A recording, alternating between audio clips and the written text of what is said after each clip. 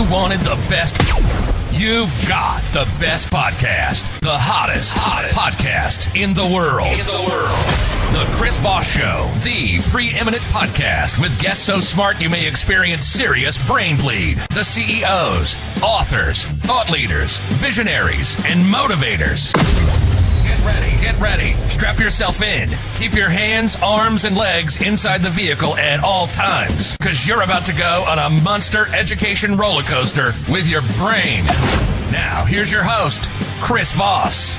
I'm Voss here from the ChrisVossShow.com. Ladies and gentlemen, welcome to the Iron Lady Sings and That Makes It Official. Welcome to the big show. As always, the Chris Voss Show is a family that loves you, but doesn't judge you. At least not as harsh as the rest of the world, because we know you're here trying to grow. You're trying to be better. You're trying to do your things and all that good stuff. And we certainly have the guests that can help educate you for that. Go to goodreads.com/Chris Voss, LinkedIn.com/Chris Voss, Chris Voss 1, the TikTokity, and Facebook.com/Chris Voss. Opinions expressed by guests on the podcast are solely their own and do not necessarily reflect the opinions of the host or the Chris Voss Show. Some guests of the show may be advertising on the podcast, but it is not an endorsement or review of any kind. Today's featured author comes to us from bookstolifemarketing.co.uk. With expert publishing to strategic marketing, they help authors reach their audience and maximize their book's success. Today, an amazing young man on the show. We're going to be talking about his latest book that came out April 4th, 2025, called Trends Due to Climate Change by Frederic Buse. We're going to get into it with him and find out all the data and how you can improve your life with the quality knowledge that he has. He was raised on Long Island, New York during World War II, learning about victory gardens, blackouts, scrap metal drives, and scouting. He graduated from New York State Maritime College as a marine engineer in 1958, went to work for Ingersoll Rand Company in Phillipsburg, New Jersey. He's promoted to chief engineer of a new commercial pump division in Allentown, Pennsylvania. This sounds like a song from songs from Billy Joel and the Boss. One of the most challenging projects was the dozens of pumps to pump coal slurry 1,000 miles using water from the Colorado River. It would have almost drained the river. However, railroad Emmett Domain won the contract. You represented the United States in writing the international pump standards for ISO for 25 years. Then he retired from Ingersoll Rand after 42 years. He's traveled to 28 countries, Egypt, Central America, etc. And then he was a caregiver for his wife, who had Alzheimer's for 10 years, and took care of her and wrote a book called A Caregiver's Tips. After his wife passed, he became a master gardener for Penn State. In 2014, he wrote a book on the phenology of suburban backyard. The draft was 1,100 pages, and no publisher would take it. He whittled down to 568, and it was published as Anticipation in 2019, and republished and updated and retitled as Trends in 2025. Welcome to the show. How are you, sir? Fine, thank you. So give us a .coms, any websites you want people to check you out on. Yes, I have Frederic Buse, one word, .com. So give us a 30,000 overview of what's inside your book. Well, the book, The Trends, tells you and shows you what's happening to the climate, what's happening to the birds, the flora, over 30 years of observation. And so my quest is to plant a seed into the reader, hoping they do the same type of thing to realize what's happening with climate change. And does your work as a master gardener, does that have an effect on your experience and what you've seen over these years? Yes, it has. They taught me a lot about flowers and what to do with them, and so that helped very much my observations. So, what do people need to know about this stuff? First of all, I started in 1986 to write a diary of what's happening, not just of birds, but the flora and fauna, for my own curiosity about what's happening. Then about in the 90s, the public started to hear about climate change. And so I said, well, there might be something to this. I wasn't quite convinced. But I had data going back 20 years already of what was happening to the temperature. And so as an engineer, I said, well, let's plot this out and see what's happening. Mm. And sure enough, I found by putting a trend line on a temperature of what was happening, that almost every month the temperature has increased from 2 to 6 degrees over 20 years, mean Wow. temperature. So we're getting warm. July being the worst one with 6 degrees. Yeah. Except December is going the other way. It's going down. Mm. What a crazy thing that is. But that's what's happening. Is there a reason why that's happening? Well, that I would like to know. But it sure is having an effect on the amount of snow we get by December. And so I look at the rain, I look at the snow, and I look at temperature and see if I can put them all together to see what's happening in the environment relative to the weather. Mm-hmm. So in March, it really shows up because we used to have heavy snowstorms back in the 90s. Mm-hmm. Now, 30 years later, we have none. Mm. So we've gone from maybe 20 or 30 inches to none. Wow. Yeah, that's a big wow. Yeah. Yeah, I remember when I was young, Wes, we spent our teens here in Utah, and we would, the snowdrifts would be huge. We would be able to, the snowdrifts in the front yard would be so deep, we would be able to build tunnels through the snow. Yeah. And it would be sometimes like 4 feet and stuff. It would be crazy. And I remember as Boy Scouts, we would do the same. As Boy Scouts, we would go up in the canyons during after it snowed to camp and do, Boy Scout stuff. And the picnic tables that were up there, they'd have those wood pickup picnic tables. The snow would be like 6 inches to a foot over that table. And that would be like the flat plane for us there. Yeah. And so as for fun, we would dig under one end of the table out through the other, and you could crawl in basically under and through the table and not the other way. Yeah, I mean, it was, stuff we did for fun, but we would dig these tunnels. And the last 5 years of spending more time in Utah and seeing the snow stuff here, we have nothing close to that. Yeah. Really rare, especially down in the valleys and stuff. So you're kind of like, well, something's changed. For 20 years, I've lived in Las Vegas, and Lake Mead has just grown, smaller and smaller and smaller. Okay. And so what else did your trends lines find? What do you see there? There's the annual life of the flora and the fauna in the suburban backyard. Oh, that's also interesting. We have what we call the canopy. And that's when the trees develop all their leaves in the spring. Mm-hmm. But, it's a regular canopy, it has shade. But that has opened up 2 weeks earlier now. Mm-hmm. All right? Mm-hmm. And in the fall, when the leaves turn color and drop, that's happening 2 weeks later. Wow. So we have 4 weeks increase in the agriculture. I've noticed that the last couple of years that summer seems to grind forever, and Elsa seems to come a little bit early. Yep. But yeah, like I think last year it was like still summer in September, and it was still raging hot. We were just like, serious? Like, I can remember years ago, at the end of August, that was the end of the tomato season. Yeah. Now I'm picking tomatoes in October. Yeah, it's still going. It's kind of nice, but I'm not sure that everyone's, it's helping everyone get along. Yeah. And so the flora in the spring is coming out 2 weeks earlier. Mm-hmm. And you remember crickets, I'm sure.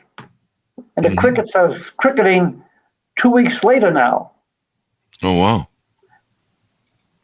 So what effect do you think that's having on the rest of the world and everything else that we experience and what we do? Well, for the rest of the world, we've heard over and over again how the ocean is getting warmer, so the lobsters are moving up from where they normally are in Maine and moving up higher to get colder. The sharks are moving up north now, summer. The maple syrup industry has changed also, account of the climate change. They have 2 weeks less of getting the syrup. Oh, well, we can't have that because you gotta have pancakes, right? They have to have our pancakes, right on. Gotta have pancakes. That's a part of the food chain, pyramid. Pancakes. So it's having also a big effect on the migration of the birds. Oh yeah. Oh yeah. The migration of birds in where I am begins in April. That's when it really happens. Mm-hmm. And in the past 20 years or so, I have tripled the number of migrating species. Wow. Yeah. I have lost species because the birds are not coming south in the winter because it's warm. They don't have to. Mm-hmm. Likewise, I'm gaining species, which I hadn't before. The problem is, with this increase, the insects are coming out earlier and dying off. So when the birds come here for migration at a feeding stop, there's no food. Yeah. Yeah, so, and the birds that are here for the summer, they're struggling to find food for the young. Mm-hmm. Yep. Mm-hmm. Yeah, it's kind of interesting what's going on. How do you think it impacts us as humans? That is a subject within itself. Yes, as I said, I collect all this data on flora and fauna. If I had the knowledge, it would have been very interesting to see what's happening to the humans as far as births is concerned, and deaths concerned. Mm-hmm. Yeah. Well, I mean, imagine it plays some different parts. I mean, just in kind of what we're used to maybe as human beings and, what's going on in our environment, how we feel and stuff like that. I imagine it's having some sort of impact. I would imagine so, yes. But I can't put my finger on that one. Yeah. However, where you are, okay, you're Las Vegas, right? Las Vegas in Utah. Yeah. And that was all desert about 100 years ago? Still is. Except in Las Vegas. Yeah. That's all man-made environment. Oh, yeah. It would have been very interesting if someone had studied the way I did to see how the climate change is affecting where you live. Oh, I'm sure it is. Yeah, I know, but it would be very interesting because you're all man-made environment. Yeah, we like making man-made everything. That's kind of how we roll, especially in Vegas. But there's that. What do you hope people get from your book? What do you hope they come away with when they read it? Well, I hope that they get realization of climate change is going to infect their environment, and to be able to pass that on to the children. Okay, that's the main thing. But I wrote the book month by month and week by week in each month, so a person can just put the book on their cocktail table and read, okay, what's supposed to be happening this week, and see if it is happening. Well, that's good to have, because that way you know what's going on from week to week. Yep. When was the time? When did you first notice that climate change was a thing? I mean, we've all kind of seen the craziness of what's been happening in the world. When did you notice that it was finally become a thing? 1990s. 1990s. Oh. Because before that is when we had like all the snow and such, and then all of a sudden I look and say, wow, it really has a big change. I observe other phenomena which I don't quite understand as far as snow is concerned. We can go along and just have a normal snow, let's say, of 9 inches. And then the next year we get a hard one. We might get 30 inches of snow, or maybe almost 40 inches of snow. And I call that a spike. The next year after that, there's nothing, zero. And I've seen this occur over and over again. These spikes go very high, and the next year is zero. Oh, so why is sometimes there's no spikes and it goes to zero? That's mystery. That is a mystery, yes. but So it's there.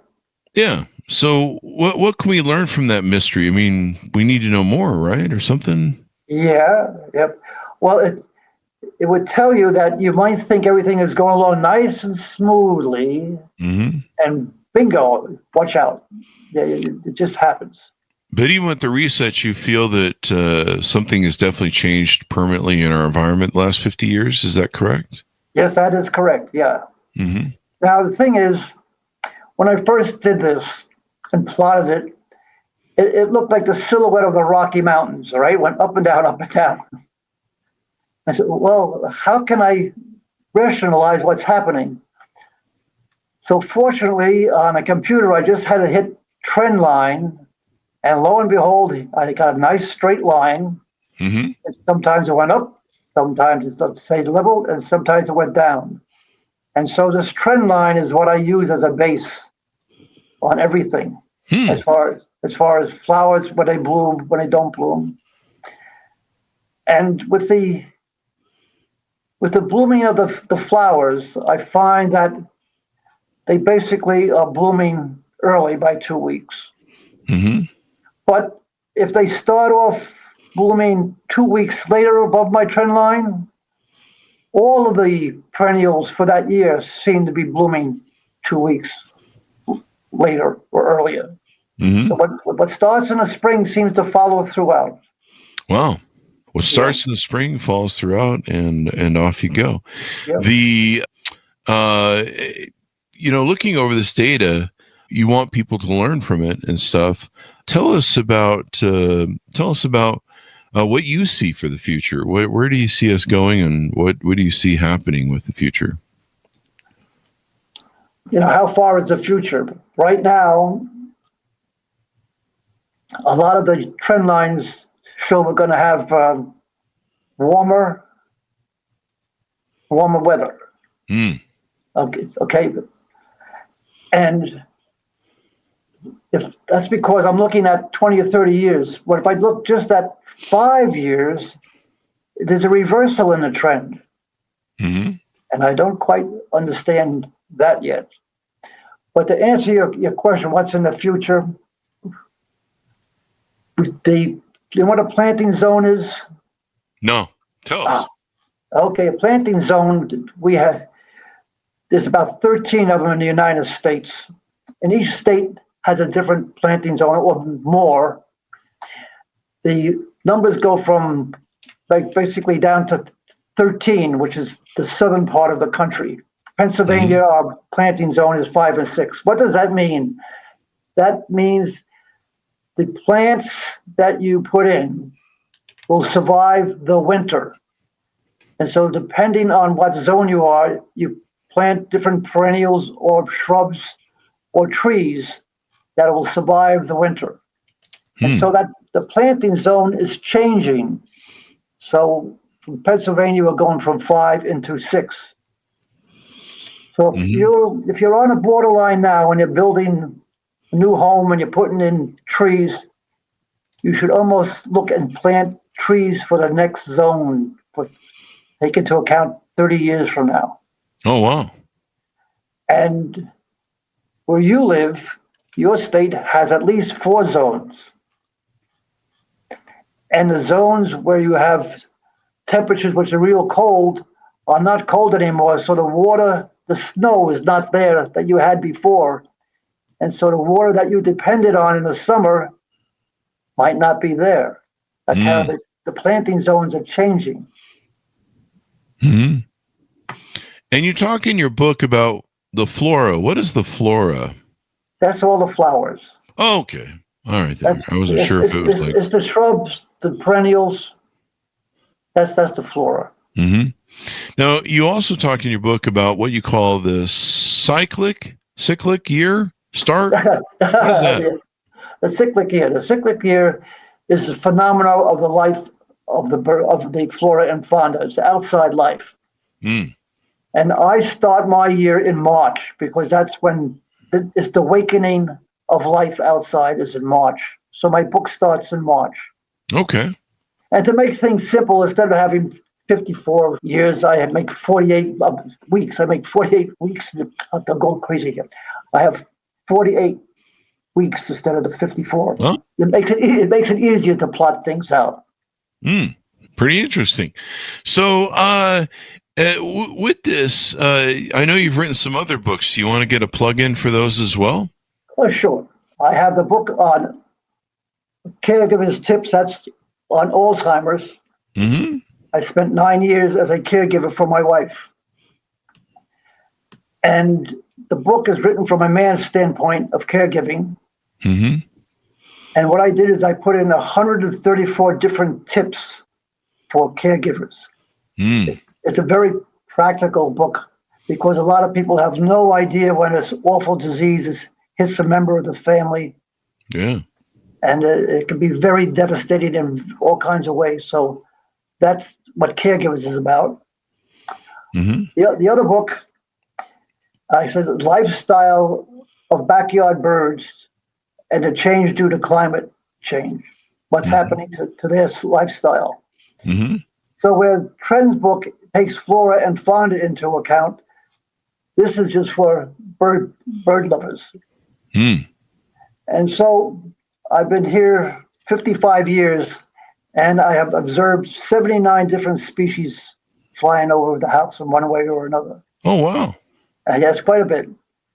And so I tell the tales of the observation of each species that I can, what I have data for. So it's not just a regular bird book. You know, the bird looks nice, and this is the song, and this tells you what the birds do. Mm-hmm. Yeah. For instance, the blue jay. A lot of people say the blue jays are bad, but they're quite a character. Okay. And they're the policeman. So if a hawk lands in the backyard, they start to yell because a hawk is there. Yeah. And when they yell, then other birds come, other species. And pretty soon I have a symphony going on of all kinds of species chasing a hawk away. Yeah. Okay. That's one thing they do. I put out whole peanuts on my feeder, which was raised up in the air about 5 feet. Mm-hmm. And I put some peanuts down on the ground for the squirrels. Mm-hmm. So the blue jay comes along, and they take the ones on the ground first, and then they take the ones which are up high, which the squirrels can't get at. The other thing they do is that if the young birds, the small birds are at the feeder, they'll get up in a branch, and they'll imitate a hawk, yelling like a hawk, and that scares all little birds. And so then they come down, and they take the food. Yeah. Well, and so do you do bird watching professionally? Do you like that? I don't do it professionally, but I do bird watching for Cornell University. Okay. And I've been doing that since 1986. And if a person wants to start this type of thing, I would encourage them to join the Citizens Watch from Cornell University, which is now worldwide. And so what you do is you observe the birds from November to April and send your observations into Cornell. And at the end of the year, they give you a synopsis of all the different areas of the country of what's happening to the species. Well, that's good to know. That's good to know. You know, our environment's important to us. Why do you think that, should we be active in doing things to lower climate change and the effects that maybe we have on the environment as a human species? Yes, we should. The average person should change to planting native trees and native flowers. I mean, you can buy all kinds of pretty flowers, but that does not necessarily say that the bees are going to come to them. Yeah. Okay. And so with the change of environment happening, they should get native trees of what's going to be happening so the new type of birds and insects can enjoy that. Mm-hmm. Yeah. Definitely want to, we are, as our environment goes, we go as human beings. So it's probably important for us to start addressing it. It used to be you could make a lot of denial about climate change. But now when you see like, hurricanes coming in on California for the first time ever, you see the huge fires, you see a lot of insurance companies pulling out of Florida and California and Texas because of the natural disasters that, go on there all the time now. Yep. And they just seem to be getting worse and worse. The big fire in California was pretty crazy, wiped out the Palisades. That was beyond insane to see. And it just seems to get crazier. And now we're talking about rising tides and waters. Do you see that, where maybe the water is going to rise up and maybe cities are going to flood with what's one going on? thing which you don't hear much about, but the tilt of the earth is changing, and that's affecting a lot. That has had a huge effect.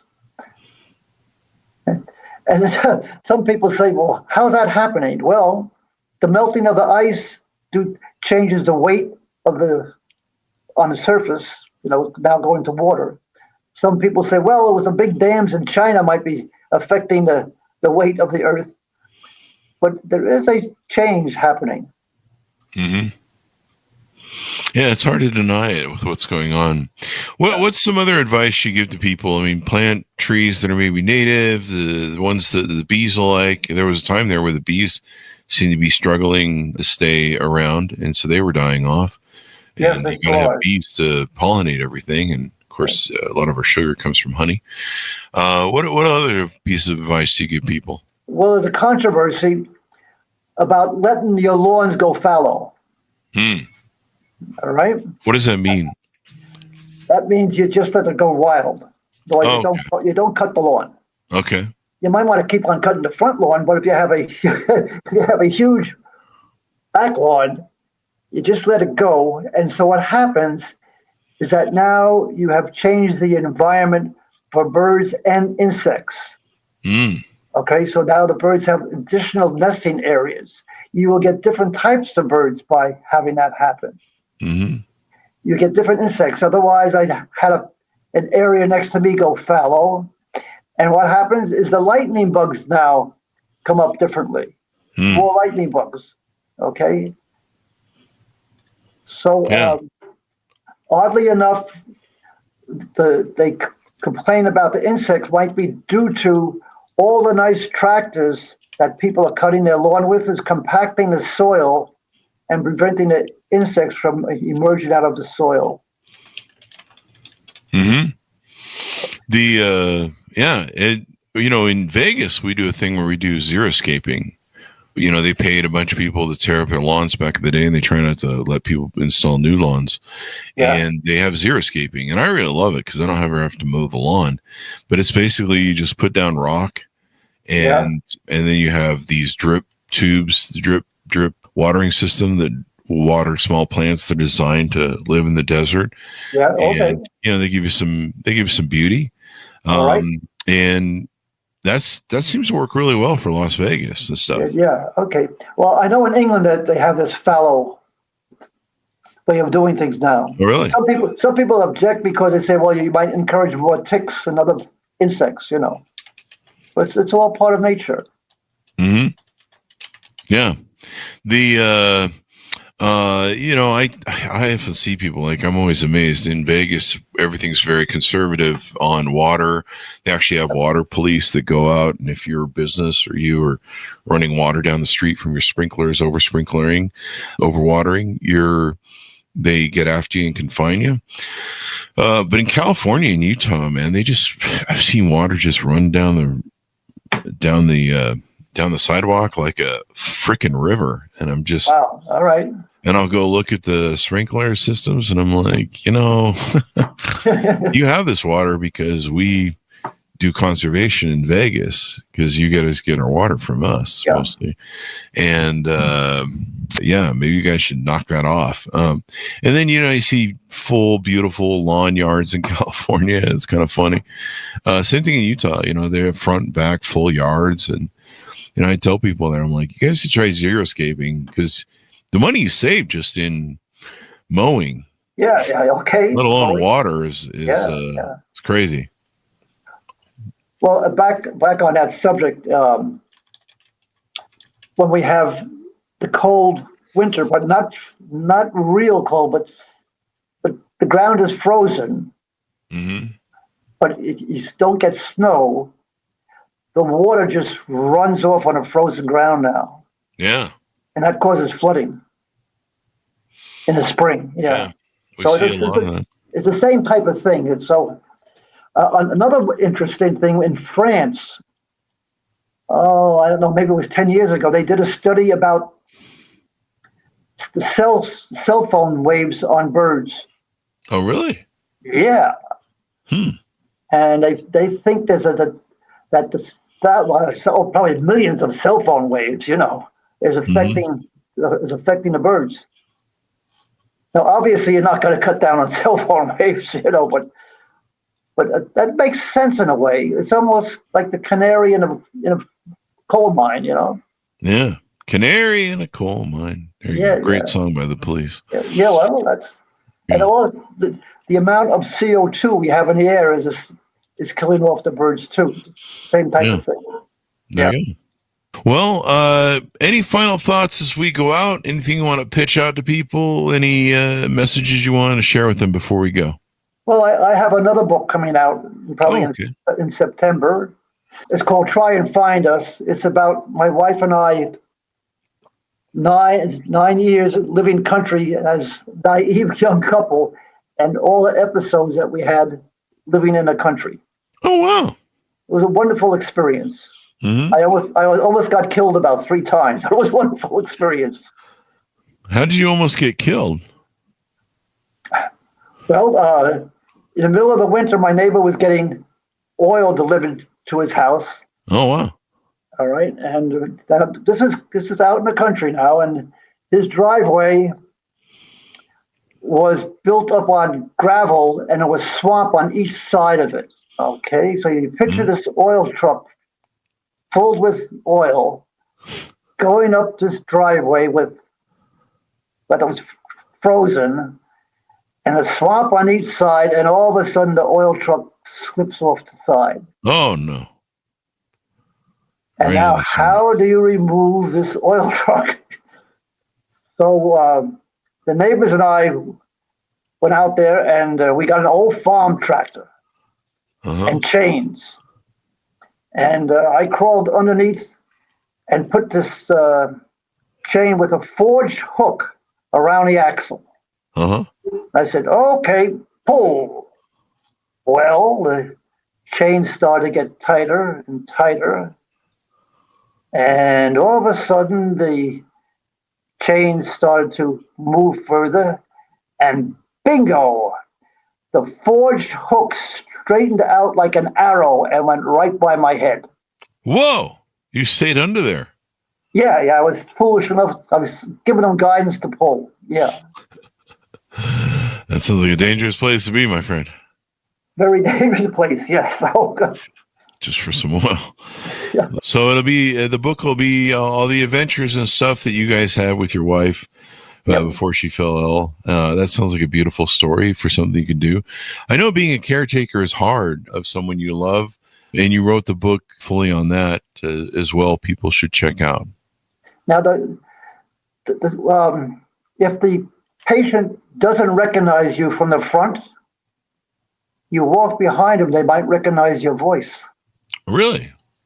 Yeah. Huh. That's kind of interesting.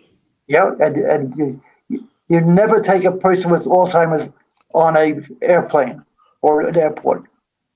I had a very bad experience by not knowing what to do there. Like my wife wanted to get off the plane in the middle of the sky, Oh, wow. All right? And it goes on and on.